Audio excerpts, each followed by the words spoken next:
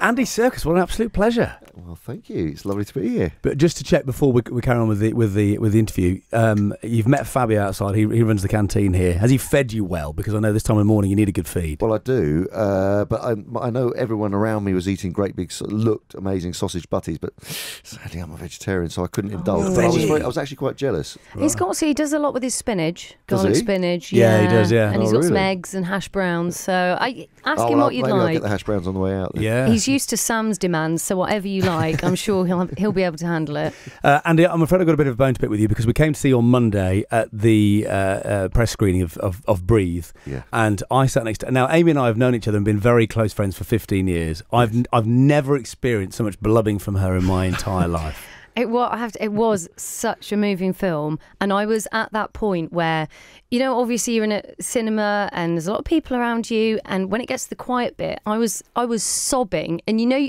you need a bit of a release, but I was having to like hold it in, so occasionally I'll just do a and a kind of a sniff, and I did feel a bit embarrassed by how much, but it was just so moving. Don't be. I mean, actually, I've had other people. In fact, my wife Lorraine Ashbourne, the actress, she was watching the film on the first family and friends screening, actually, and she did this thing where she was exactly that, trying to hold it in, and then couldn't, and then just went. And it was this incredible gasp. It was this extraordinary gasp, and it was just like, but I don't know. I mean, it has. Look, there is a lot of humour in this movie as well. Yeah, and it's offset, but it's a highly emotional story, but it's emotional because not because it's sentimental in any way, and I think that's the thing that takes people by surprise. It's because it's quite buttoned down. The emotions are actually experienced by the characters in the story and the real people. They're very buttoned down people. Sort of emotion. They don't show a lot of emotion, but it makes you feel for them. You feel. I know exactly what I mean, because they were. I mean, is it okay to say upper class? Is it okay? Well, they're kind of up. They are upper middle class, but they're sort of. So they would have been kind of earning good money had it not been for the fact that Robin contracted polio, and then their financial situation was after that they managed to have enough money to put a deposit down on a house, but then he actually ended up having to work as he was paralysed by doing trading. So it wasn't like they had endless supplies of money. You know, they had to work for it. But I know what you mean. That it feels like that class are very stiff upper lipped, aren't they? But it's an attitude. It's more of a sort of time thing as well. Right. A kind of post-war stoicism, which I think still lingers on with some people. I mean, it is of a generation in a sense where the thought of leaving someone because they were disabled would just not have been in the ballpark. I mean, Diana, the subject of the film, she when people have asked her in real life, and I know her very well, did you ever think you'd leave Robin?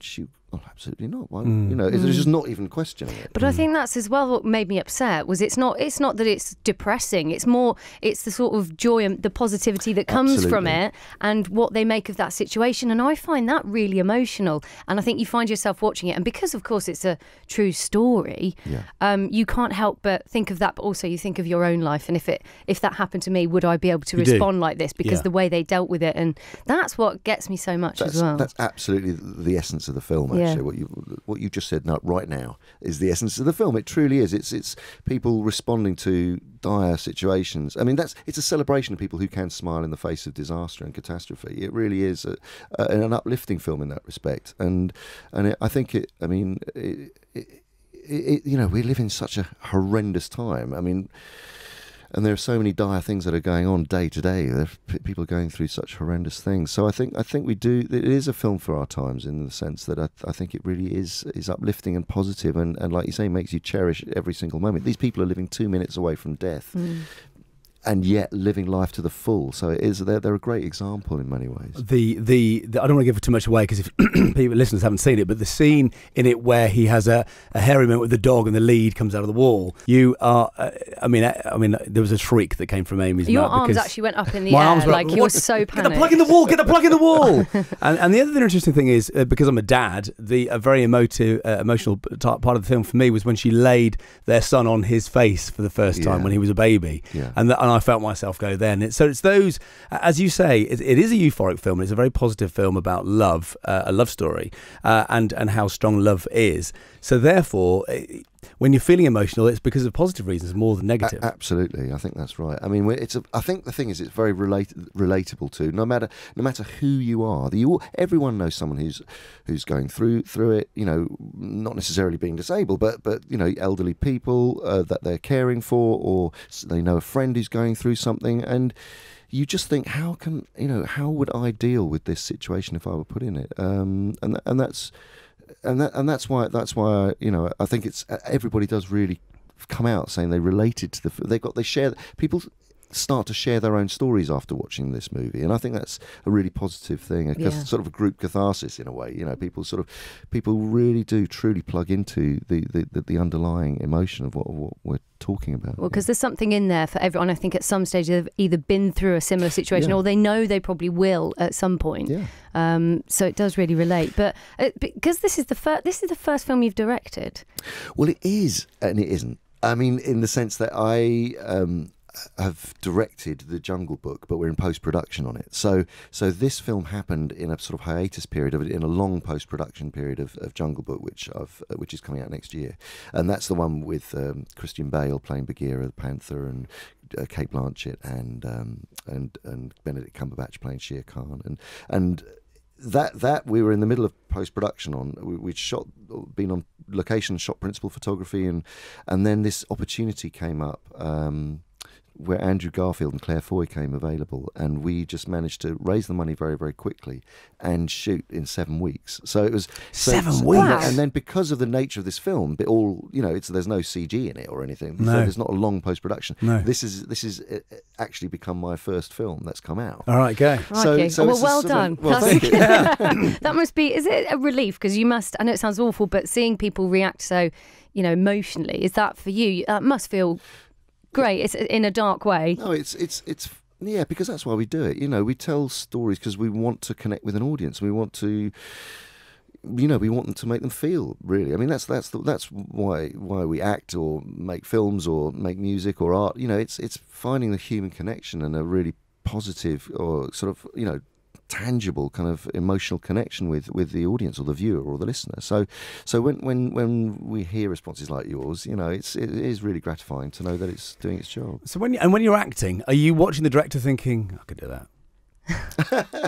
Or are you thinking? Did you know when you've been taking part in a film? Did you watch any of the scenes and think, yeah, okay, I'm learning this. I quite like to have a crack at this as well. I mean, I've been wanting to direct for years and years, and in fact, before I became an actor, I studied visual arts. So I'd already at that point started making short films, and it sort of goes way, way back. So I've always wanted to direct, but I've learned enormous amounts from so many great directors along the way, not least Peter Jackson, who's been a huge mentor for me and who gave me an opportunity to direct the second unit on the Hobbit trilogy. So my first experience of actually directing was shooting on a massive crew with 150 people, shooting all over New Zealand for 200 days. So that was like a complete sort of film education that I was given there. Why am I just thinking of the catering for something that scale? Like that amount of people, for that amount of time, just blows my mind a bit. Yeah, no. But I often wonder and you'll be able to know this from your acting perspective and directing. Obviously, this film is brilliant. We loved it, but some films don't quite work. And when you're an actor versus a director, are you aware sort of throughout the production if it's not going to plan? Or do you, I mean, as an actor, I assume you don't know till you watch it at the end, but as a director, can you go, this isn't quite working, I can change things? Really good questions, both. I think as an actor, you sense the energy on the set. You sense a feel of, when you're in safe hands, when the story, the thing is, I mean, God, there's so much things to talk about. Reading a great script, that's why you get on board in the first place. And the script is king, really. If you start off with a dodgy script, you can't really make a silk purse out of a sow's ear. You just can't. I've heard other versions of that,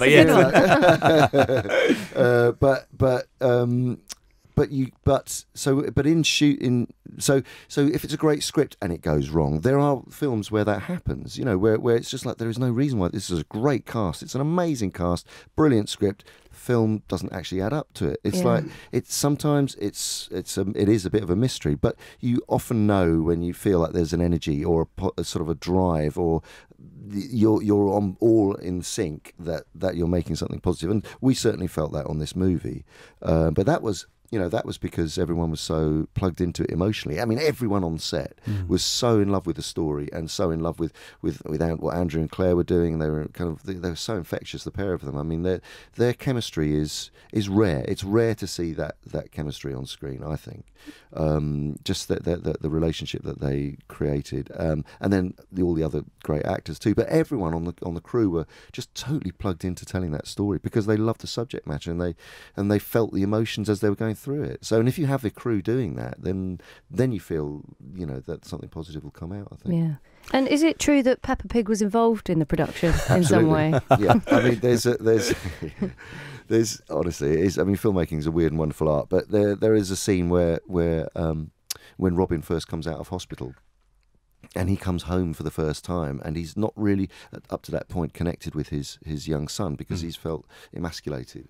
And he's lying in bed, and he sees his son. Really, he sees him properly for the first time.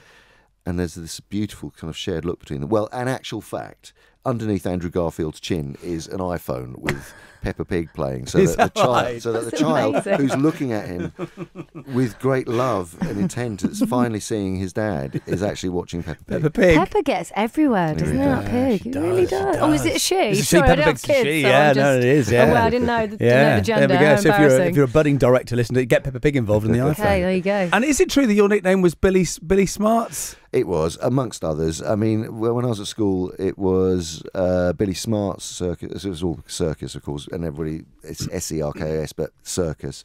Billy Smart's, Chipperfields, and then it went on to Piccadilly, and then it went on to, Holborn Viaduct. Of course, yeah. my tiny brain is just about keeping up with Piccadilly. It could be a lot worse. I was taxi doors at one point because you can't see. I'm wearing headphones, but I've got very big ears. So taxi doors is nice. That's why he does this job, so he gets to wear headphones. I mean, do you find? I mean, how many times a day do people try and request or shout at you or do impressions of Gollum? Is it literally the bane? It's like one of the best things and worst things you did. I'm so proud of the work that I did on Lord of the Rings, and I love Gollum as a character, and it opened up this phenomenal sort of journey of playing all these different characters using performance capture technology and all the rest of it. It's funny because I used to do people constantly do come up and say, can you say a little message for my brother or my sister, it's her birthday and wedding, blah blah, can you do my answer phone message, and I used to oblige. Oh, don't give us ideas. And, that's a great idea. I know, but actually I want to do a sat nav with Gollum's voice on it, but that is brilliant. I used to have Darth Vader actually, so you should get in there. I didn't, if it's not out there already. But I have to stop it because I think I am never going to escape this character. I know that. In fact, I remember just after we finished Return of the King, and I was getting driven to an airport to go off to a press thing or whatever, and a driver said, "Don't you feel sad?" And I said, "Why?" He said, "Because you're never going to do anything ever again that people will remember after this." And I was like, what? And I thought, blimey, Cheers, pal. Thanks, mate. You've just had a tip.